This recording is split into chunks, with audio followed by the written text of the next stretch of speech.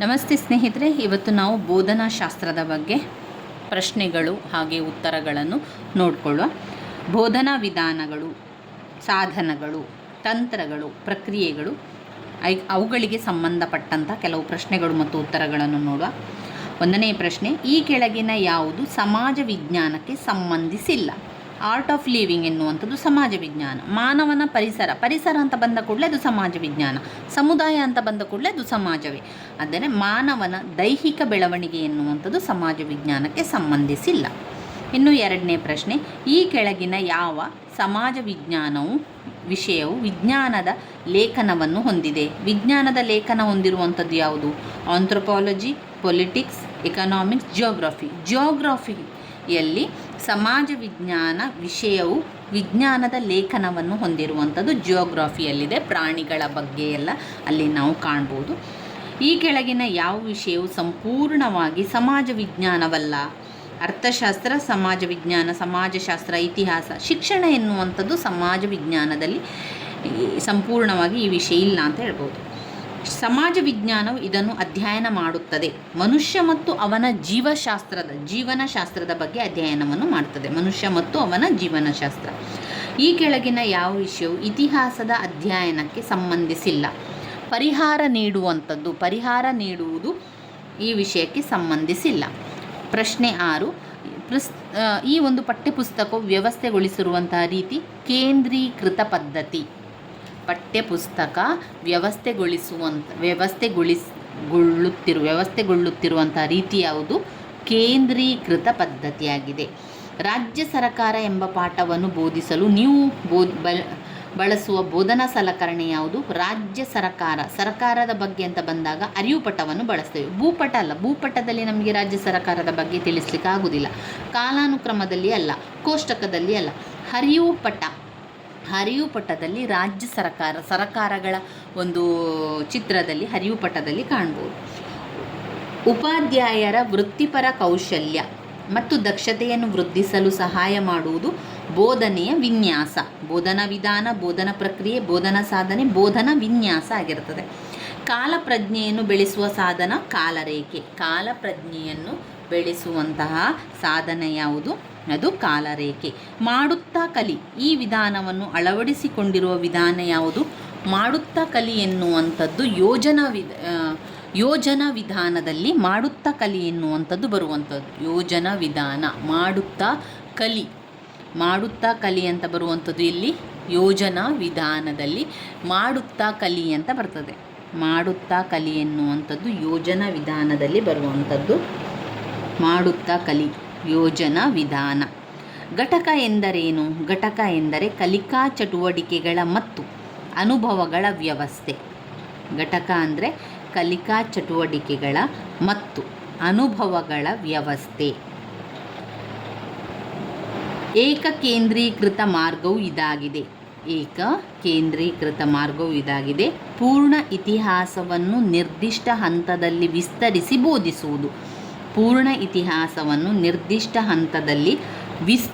ಬೋಧಿಸುವುದೇ ಏಕಕೇಂದ್ರೀಕೃತ ಮಾರ್ಗ.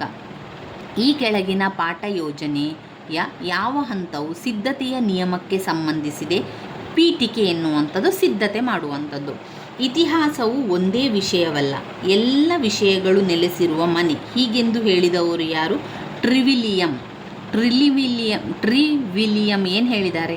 ಇತಿಹಾಸ ಒಂದೇ ಅಲ್ಲ, ಎಲ್ಲ ವಿಷಯವನ್ನು ನೆಲೆಸಿರುವ ಮನೆ ಅಂತ ಹೇಳಿದವರು ಟ್ರಿವಿಲಿಯಂ. ಇತಿಹಾಸವು ಒಂದೇ ವಿಷಯವಲ್ಲ, ಎಲ್ಲ ವಿಷಯಗಳು ನೆಲೆಸಿರುವ ಮನೆ ಅಂತ ಹೇಳಿದವರು ಟ್ರಿವಿಲಿಯಂ. ಪಠ್ಯಕ್ರಮ ಅಂದರೆ ಏನು?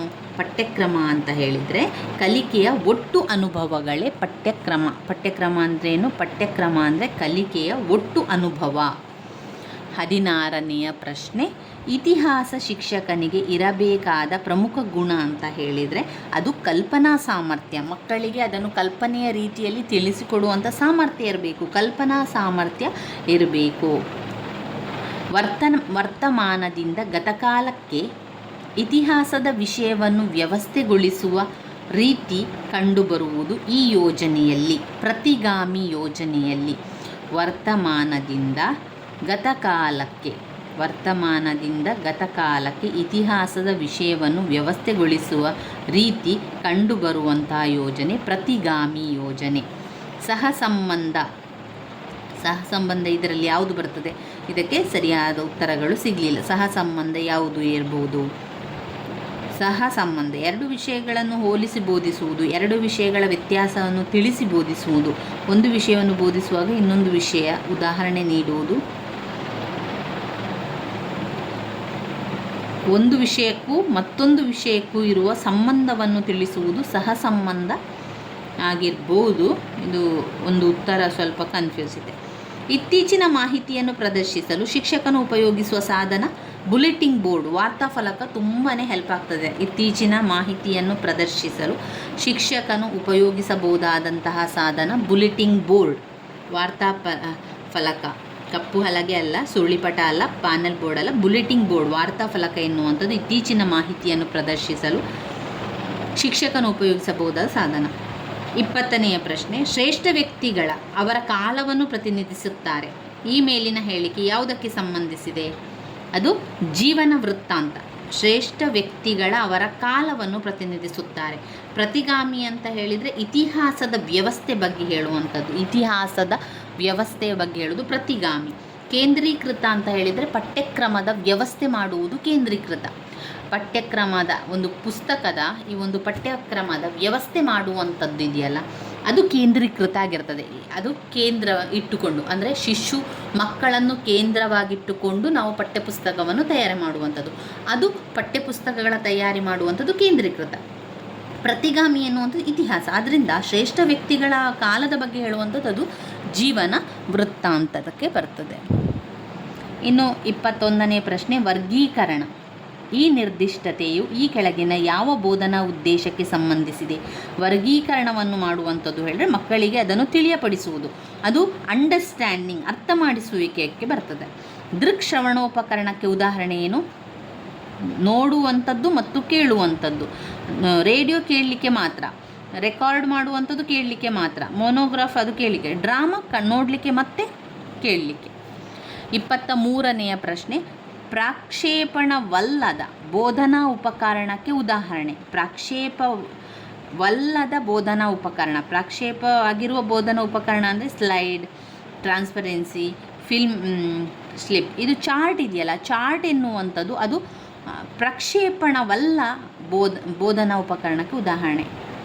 ಶಾಲೆಯಲ್ಲಿ ಇತಿಹಾಸ ಕೊಠಡಿಯು ಹೀಗೆ ಸಹಾಯಕವಾಗಿದೆ: ಬೋಧಿಸಲು ಐತಿಹಾಸಿಕ ವಾತಾವರಣವನ್ನು ಸೃಷ್ಟಿಸುತ್ತದೆ.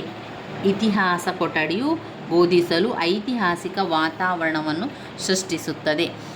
ಇವಿಷ್ಟು ನಾವು ಮುಖ್ಯವಾದ ಒಂದು ಬೋಧನಾಶಾಸ್ತ್ರದ ಬಗ್ಗೆ ತಿಳ್ಕೊಂಡಿರುವಂಥದ್ದು ಸ್ನೇಹಿತರೆ. ಇನ್ನಷ್ಟು ವಿಚಾರಗಳನ್ನು ಮುಂದಿನ ವಿಡಿಯೋದಲ್ಲಿ ತಿಳ್ಕೊಳ್ಳುವ. ಧನ್ಯವಾದಗಳು.